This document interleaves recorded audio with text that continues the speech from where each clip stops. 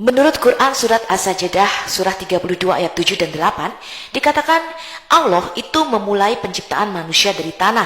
Kemudian Allah menjadikan semua keturunan Adam dari saripati atau dari air mani yang hina. Mengapa demikian? Muslim tidak mempunyai jawabannya teman-teman, karena mereka percaya bahwa mereka lahir dari air mani yang hina. Jadi semua yang lahir dari persetubuhan antara laki-laki dan perempuan yang dilahirkan dari air mani laki-laki merupakan keturunan yang hina. Kita lihat mengapa Yesus disebut anak yang suci. Quran surah 19, surah Maryam ayat 19. Dia dalam kurung Jibril, sesungguhnya aku ini hanya seorang utusan Tuhanmu untuk memberimu anak laki-laki yang suci. Alkitab mengatakan kita manusia diciptakan menurut gambar dan rupa Allah. Tetapi karena manusia yang pertama Adam telah jatuh ke dalam dosa, maka kita semua telah kehilangan kemuliaan Allah. Roma 3 ayat 23 dikatakan, karena semua orang telah berbuat dosa dan telah kehilangan kemuliaan Allah, sehingga kita semua pantas dijatuhi hukuman mati. Kita semua telah terhilang dan terhina dari hadapan Allah. Mengapa Yesus tidak lahir dari persetubuhan laki-laki dan perempuan dan tidak dilahirkan dari air mani hina? Hadis Sahih Al-Bukhari nomor 3177 menjawabnya.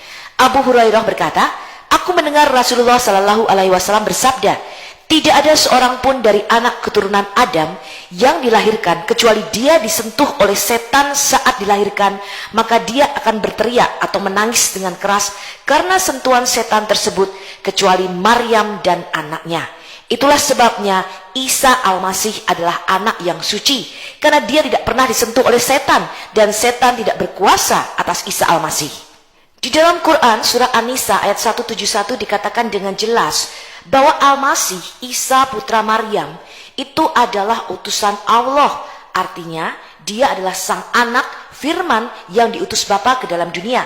Dan kalimatullah al-qoha ila Maryam, artinya firman Allah yang diturunkan di dalam rahim Maryam, dan rohullah atau roh dari Allah.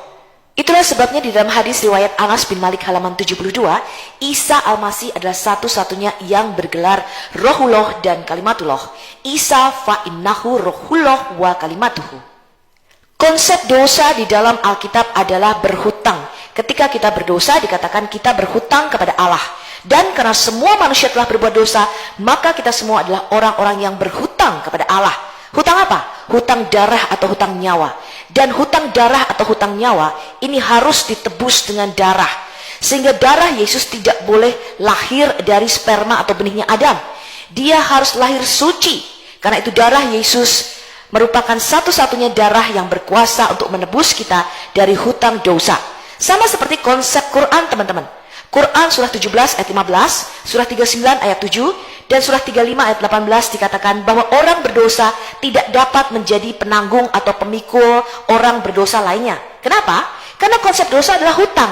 Bagaimana mungkin saya yang berhutang bisa membayari Anda juga, orang yang berhutang? Saya sendiri masih berhutang.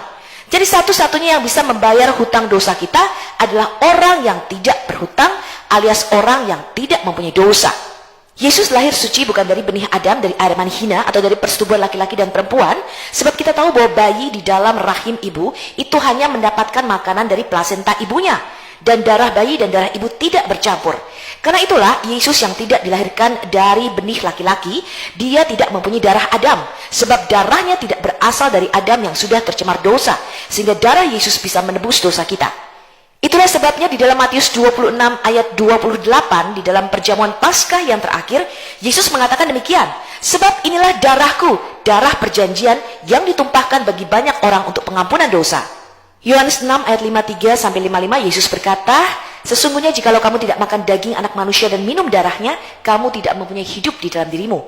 Barang siapa makan dagingku dan minum darahku, ia mempunyai hidup yang kekal, dan aku akan membangkitkan dia pada akhir zaman. Sebab dagingku adalah benar-benar makanan, dan darahku adalah benar-benar minuman. Barang siapa makan dagingku dan minum darahku, ia tinggal di dalam aku dan aku di dalam dia. Sampai